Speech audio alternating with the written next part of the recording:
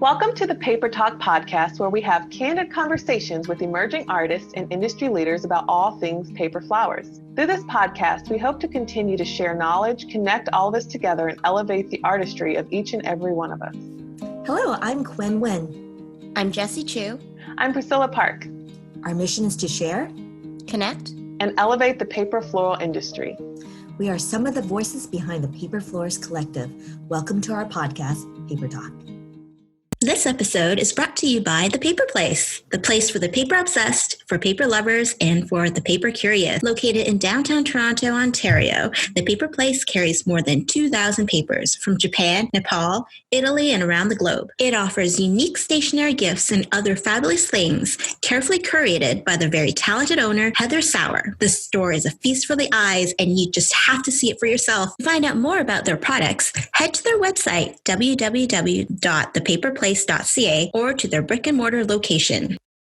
Hi, everybody. Welcome to episode number 23. We are so excited to welcome Jacqueline Butler with us today. Hi, Jackie. Hi, Jackie. Hi, you guys. Hi, Quinn. Hi, Jessie. How are you? Thank you so much for inviting me to join you. Like I said, I'm really, really honored to be here. Thank you. We feel the same way. It's likewise. I know. We're so excited to talk to you today. I know. Well, when I started, I was already following you, and I had seen your work. Oh, yeah, I'd seen your work. I think it's just Instagram algorithms, related subjects pop up, and I remember following you, and I thought, oh wow, you have such a defined style, and your flowers are so realistic, and the colors you use, it just blew me away, and I was just amazed by what you could do, but with gum paste. We love it. I mean, just watching it, it's just like, I just love the colors. So on brand. I think that every single flowers that we see is just so you and so about just your work, and you recognize it immediately, which is fantastic. Thank you. Thank you. Yeah. So can you tell us a little bit about how you started in sugar art? Sure. Yeah. I've kind of been a lifelong crafter, I guess. And I laugh about it a little bit, but I actually had a really great dollhouse when I was little. And so I used to, buy all the little kits for the furniture and all the little miniatures. And I loved working with my hands and making all the little things for that. And that just kind of eventually grew into going to craft shows and appreciating other people's work and trying to get my hands on different mediums and things like that. And I was a hobby baker, grew up baking with my mom, and I was working for a nonprofit organization when I got out of school. And so I was baking on the side, really enjoying it. And I literally found this little book in the bookstore on really basic sugar flowers, bought it, devoured it, loved it, loved everything about it. And this was back when, there wasn't that much information about it online. And I was kind of scrambling to find anything that I could to learn more. And I went to a baking show in Las Vegas, a big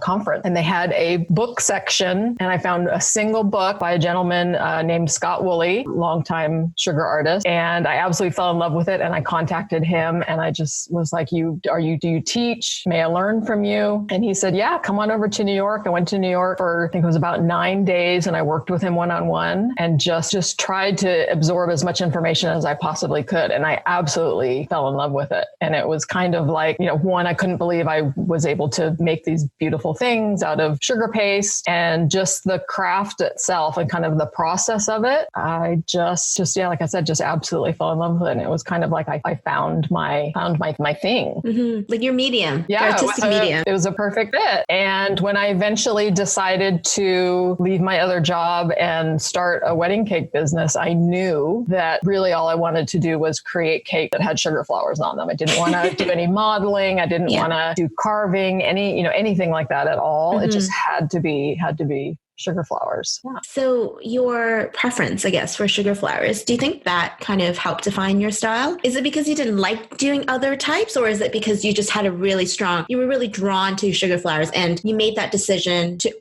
preferably only focus on sugar flowers on your cake? I think, I made that decision. That certainly helped because it really kind of got the ball rolling as far as creatively for me. But I think a lot of my style really came out of practicality. So So I was running a business. I was trying to be a smart businesswoman.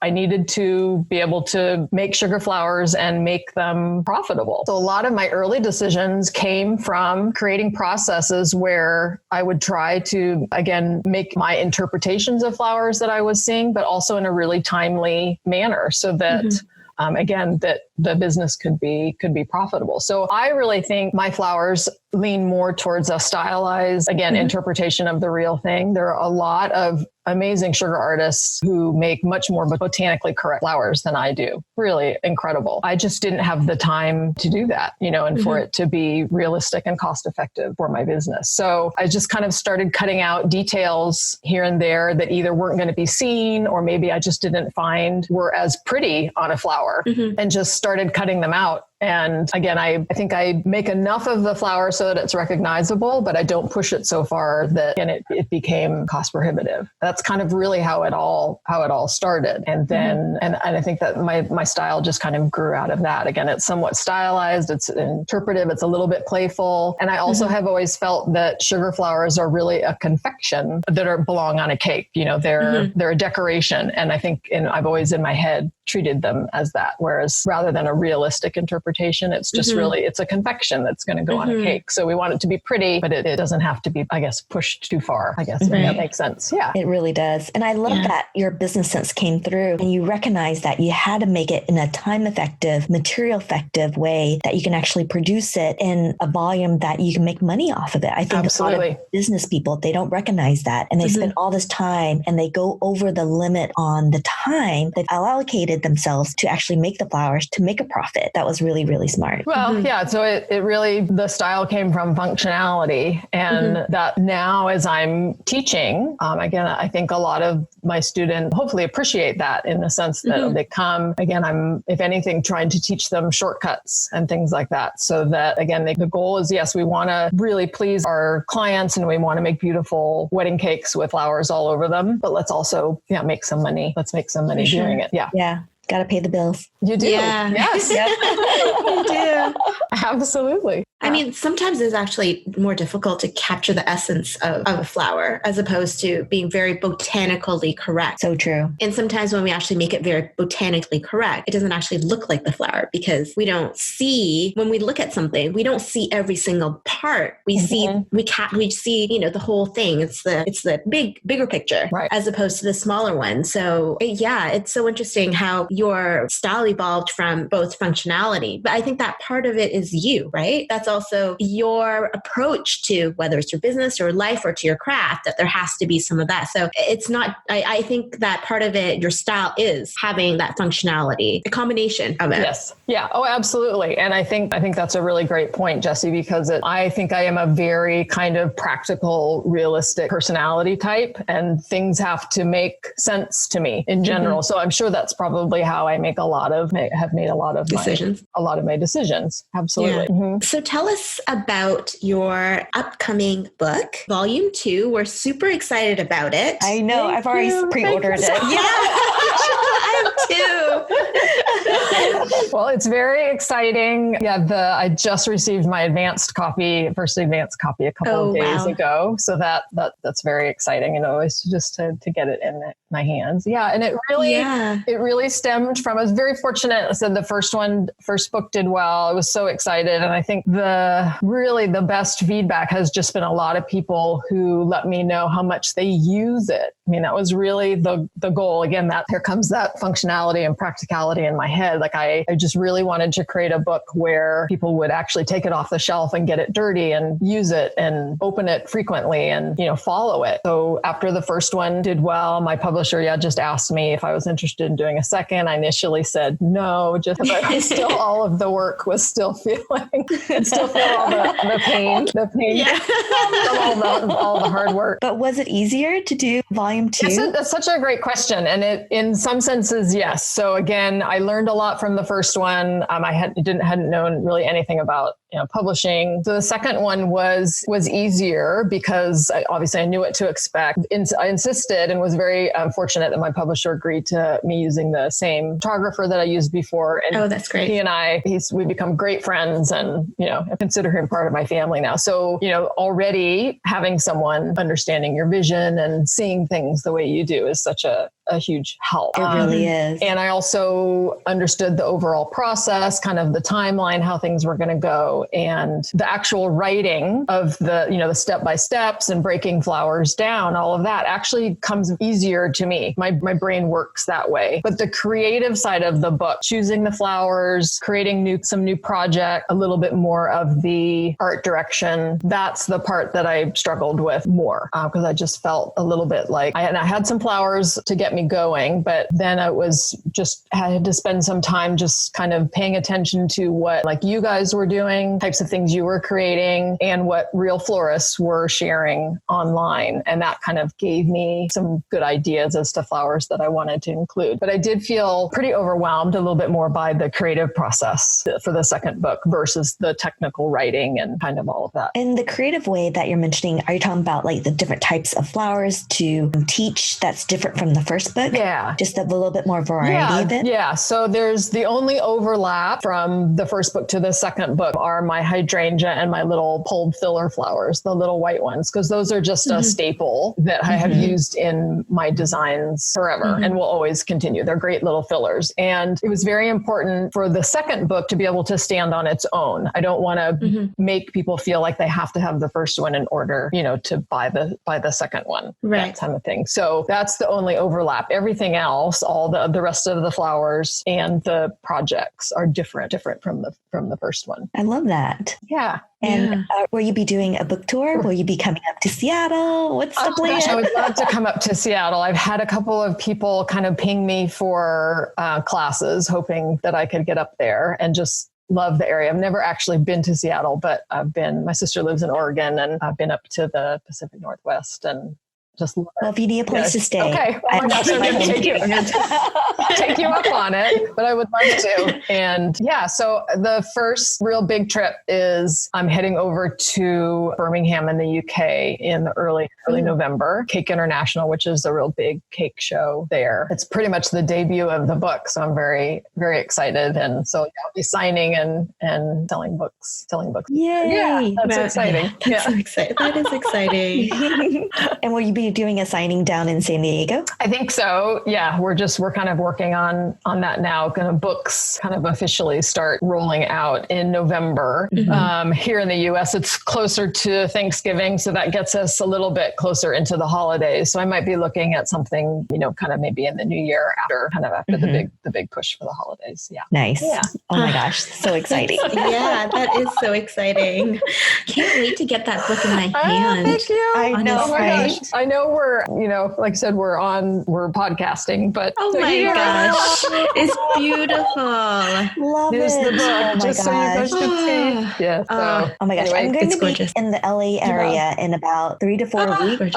I need to come and see you. I would love to see you. Yes, please let me know when you are in LA. Are you doing another project? Yeah, I'm doing actually a fresh flower workshop with Alicia Sweetie of Florist in Los Angeles at Caroline Tran Studio. And so I wanted to go down also to see Cart Finney. Yeah. So I might meet up with Christina, who also does all the marketing for them. Okay. So I'll probably be in the area. And I would love to meet up with you. Yeah. Yes, let's do it. Absolutely. Please let me know. Do it. Yeah. I know. So much fun. But oh my gosh, that book looked amazing. Thank you. I really appreciate it. Yeah. Well, like I said, my photographer, Nate, just fantastic person to begin with. Really couldn't have done it without him. He's super upbeat, great energy. And really, even with the first book, very fortunate. He did his homework. I mean, he really took the time to look at my social media, and we shot the whole book here at my house. First day he showed up, he basically he said, I understand you take all your own photos for your social media. He said, let's get the backdrop set up and then if you can grab some flowers, he said, can you just walk me through your process? Show me what it is that you do so that I can really understand what your eyes are looking at. And I love that. which was really thoughtful and fantastic. Yeah. And it really did not take him long at all to kind of learn my little pet peeves and, the things I don't like to have showing. And by the time we were shooting the second book, I could set up, a cake and put it out front there and literally walk away and could be working on whatever was coming next. Yeah. Preparing what was next. And he would just shoot it. And he would even he'd be shooting and he could say, hey, you have a wire that I don't think you're going to like here. Come fix it. No, I'm not kidding. Yeah. Come fix it. And sure enough, it was, this type of thing. And I'd kind of tweak it. And then he would just shoot it from the front and all the angles and do all the close-ups and literally, and I could just swap things out and just trust him completely. Just really. That's rare. It's really fantastic. It's so rare to find someone like, if anyone's looking for a great photographer, please let me know. I'd be happy would love to refer you to. Because our work is so specific, right? It's so, if you remember, when we were talking before I wrote my book. Yes. So before I wrote my book, I had contacted Jackie to get to know her and also to chat about my book with her because I knew that she had so much experience writing a book. And we had been, DMing and on Instagram as well. And she was so open to it. So we spoke on the phone and I remember you had told me about photography because I had doubts about it. I had doubts because I knew a lot of wedding photographers, but I didn't know a lot of people who were specifically stylized photographer. Yes.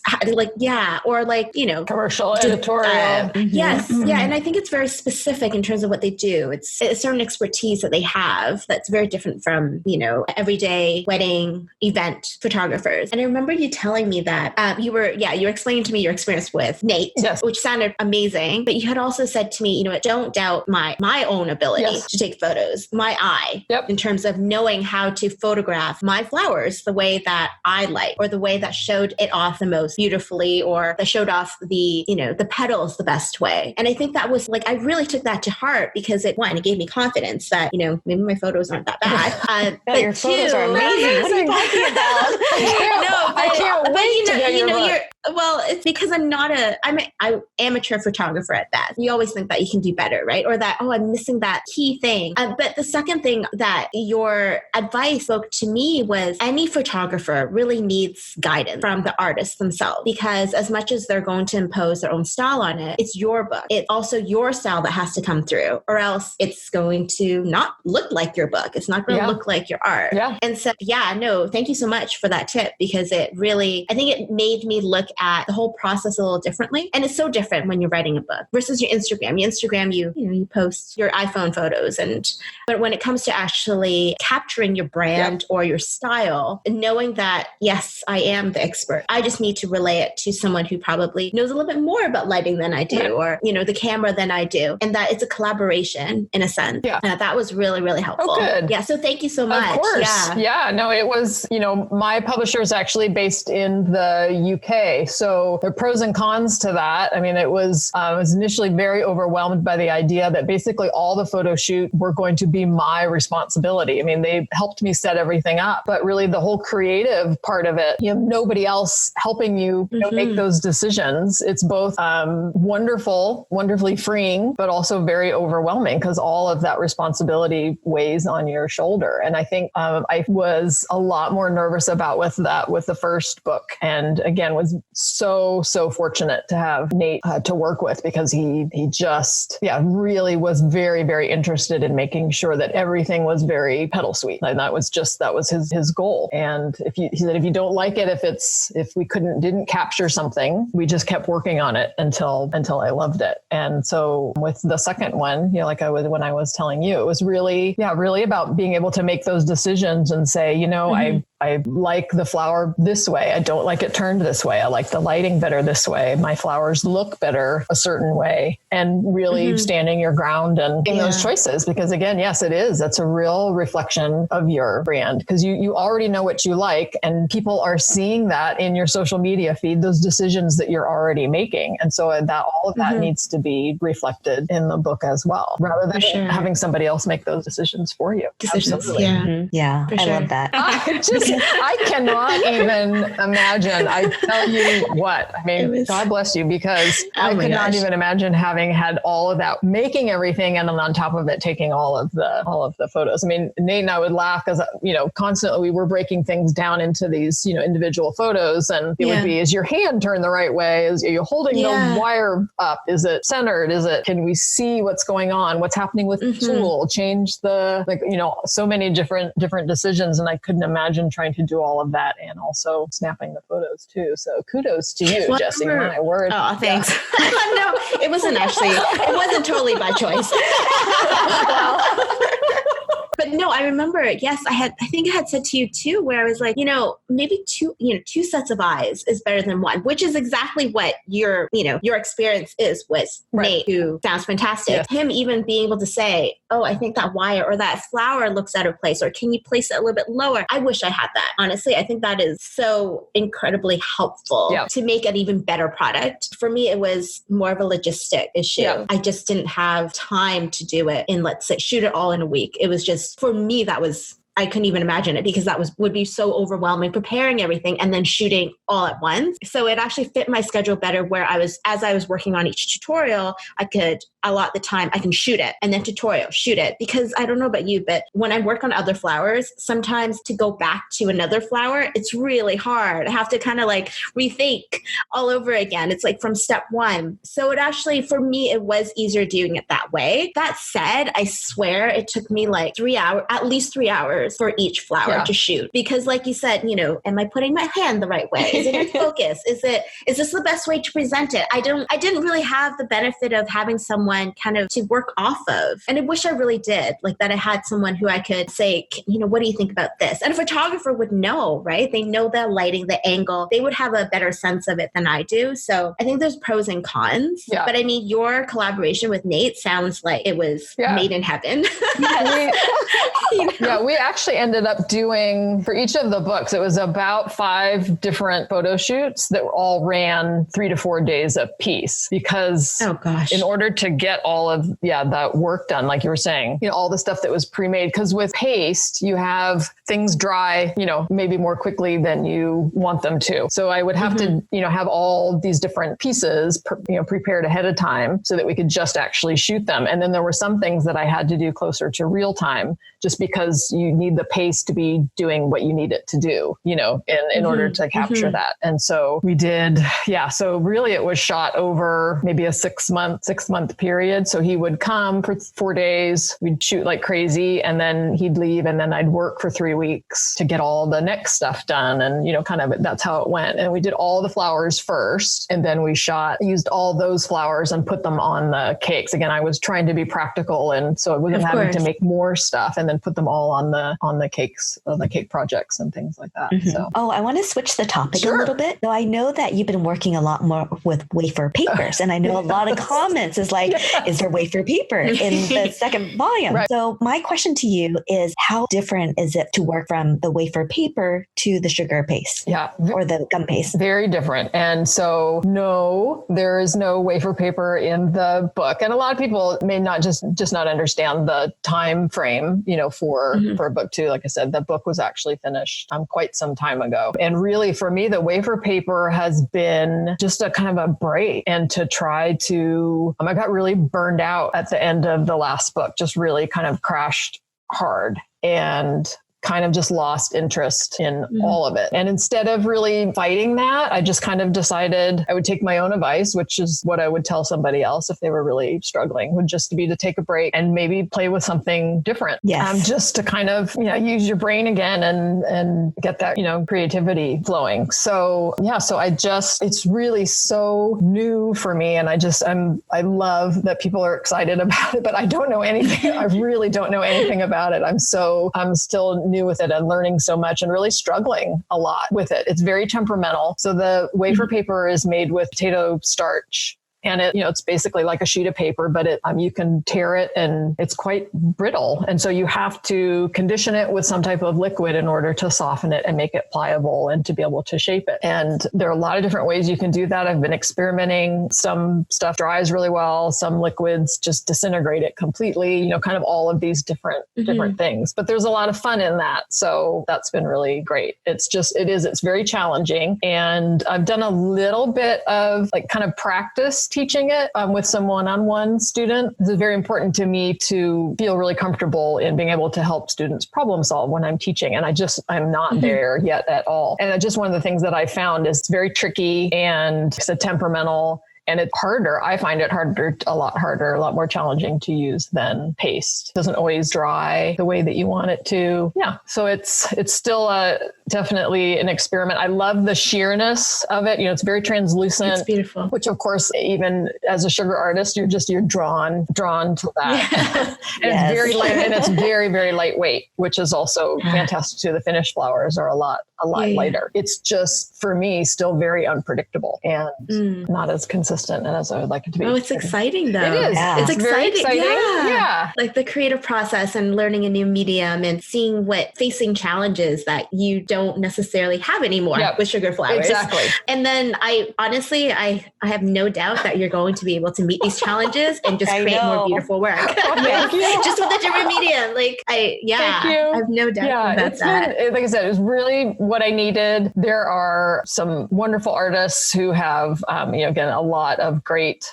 experience with it. And it's a really interesting medium. I'd be very interested to see just kind of how, especially with flowers, how much it ends up being a part of the cake industry. I think it's still a little bit kind of, on the fringe. I think a lot of people use it in different ways, but wafer paper flowers in particular are just not that many people have really incorporated them into their work just yet. So is there a reason for that? Is it because it is more difficult to work with, or is it temperament, or is it brittle, or is it? I don't know. I mean, it's maybe just not as much exposure. I have a great friend here in San Diego named Stevie Obel at Hey There Cupcake. I don't know if you're familiar, if you follow her on Instagram, just an incredible artist. And she wrote a book on wafer paper, and she really was the person to kind of introduce the medium in a very artistic, beautiful way to the industry a number of years ago. And she does flowers and she does these beautiful, three-dimensional artistic interpretations and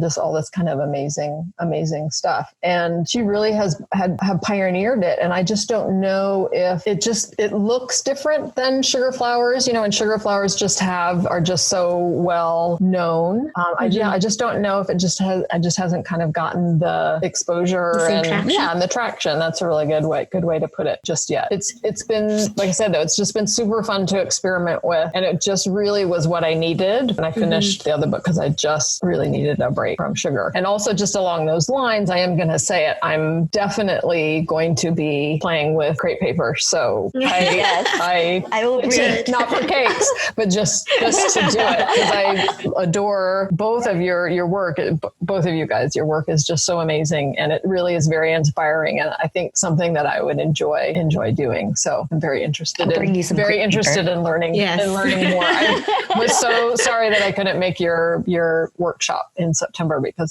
that probably would have been exactly the great introduction to it that I really needed. So one of these days I will. Yes. We'll trade bases. Okay. We'll learn from you for sugar flowers, and you can learn from us for crepe paper. Okay. Yeah, that sounds fair. Yes. I'll bring you some crepe paper when I see you in a few months. Okay, well, yeah, but you have to teach me how to use it. How to use it? Don't just drop it off. Well, I'm anxiously awaiting your book, Jessie. So, yeah. Aw, thank you. Soon. Yes. Soon. Yes. So, but we'll talk about that on a different podcast. Yes. You're teaching a lot, and I know that you travel a lot. You were just in Scotland last month. Yeah. So do you have any intention of putting, your online presence in terms of producing online courses so that people don't have to travel to you or you don't have to travel to them. It's more accessible to them in their own home. Yeah, absolutely. I think I definitely moving in that direction. So been really fortunate to be able to travel to a lot of different places to teach over the last, oh my gosh, probably 6 or 7 years. That's mostly what I'm doing now. So I'm hardly making cakes anymore and doing mostly teaching. Love meeting people, getting my hands on, helping them with their creativity. And a lot of people come into class with a lot of trepidation about making sugar flowers. And I like to be able to give people a really strong foundation and good technique so that they really walk away being able to make well-crafted flowers that they really like. And it gives them the confidence to make new flowers on their own, without necessarily having to go to a class. So, but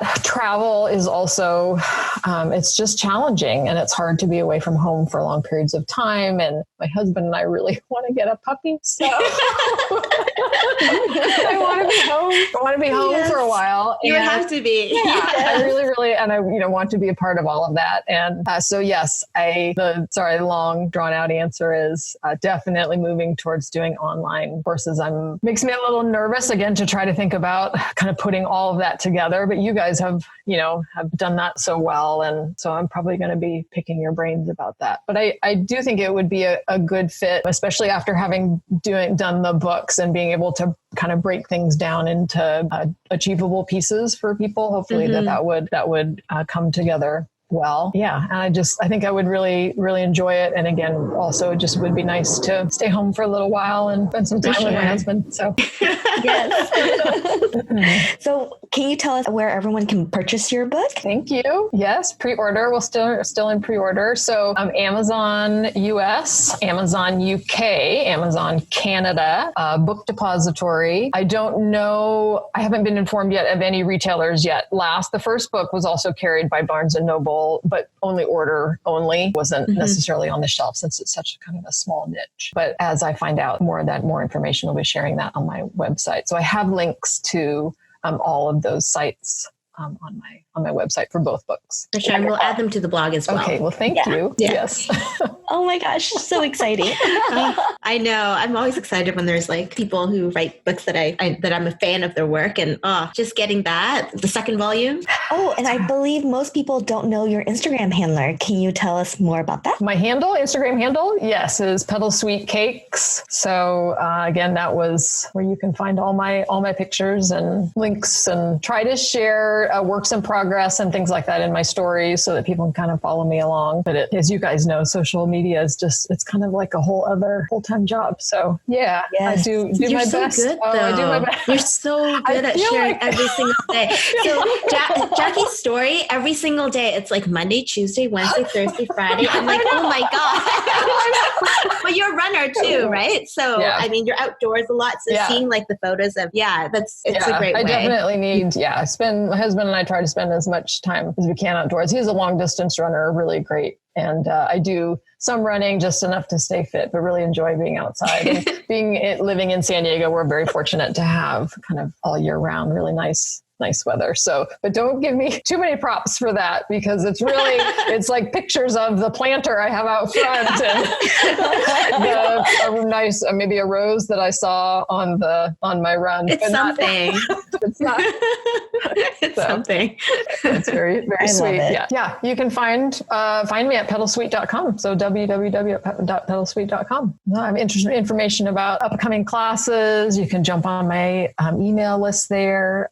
Information about both of the books and links to where you can find them. Will we be able to get a signed copy to your website? No, I haven't been doing that.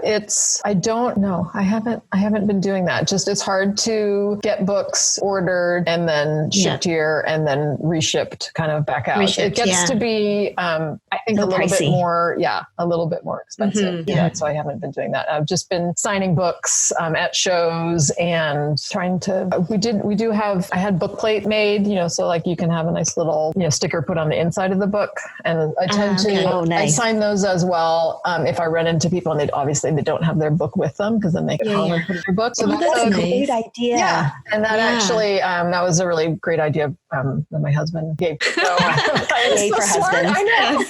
so smart. I was like, oh, and he said, yeah. I said that way. Literally, it's just a sticker, and I had my creative director design it so it would match the book, and then someone can still have your signature without actually having to have their book in their hands. Yeah, Jesse, you need to do that. I know. Lauren and I were talking about that.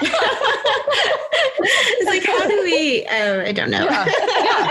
No, it's just a nice thing to have. For sure. It would be cheaper to mail out. Yeah, that's what I was saying. Is that if and I have done that. If someone really, really, had wanted that, it's easier to just sign that and stick it in an envelope, and then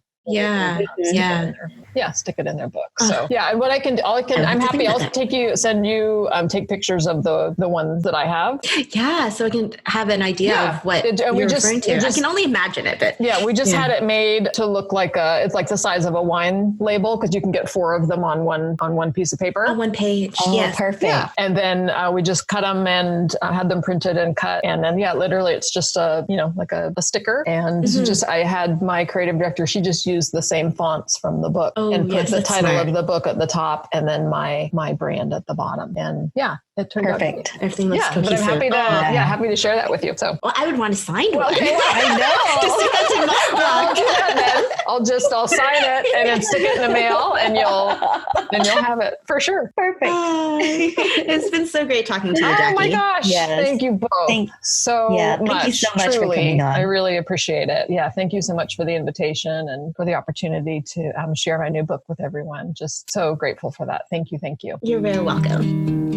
So Jessie, I'm still talking and thinking about the paper place. I really wish Seattle had something very similar to the paper place that you have in Toronto. How did you come across the paper place in the first place? It was a prime retail spot, really, for paper lovers and creatives. And it's actually the only brick and mortar retail store in Toronto. And then later when I did more research, it's not just in Toronto, it's like Ontario, Canada. So it's a really special place where you can go in, you can touch and feel and look at the paper, which for a creative person is really important. And then afterwards, I discovered that they carried crepe paper. And so buying that, it kind of actually started my paper flower journey. That's so amazing. I mean, you went there, you visited I know. during our Toronto workshop. So you could see like just how amazing that store is. It's not just paper. It's like literally there's so many things. I know. They have like from books to posters. I mean, all sorts of amazing, beautiful papers. Plus they also have party goods, which I was really surprised, but I went to buy everything. And it's just my luggage was not big enough, but it was just really, and the staff was really, really nice and so knowledgeable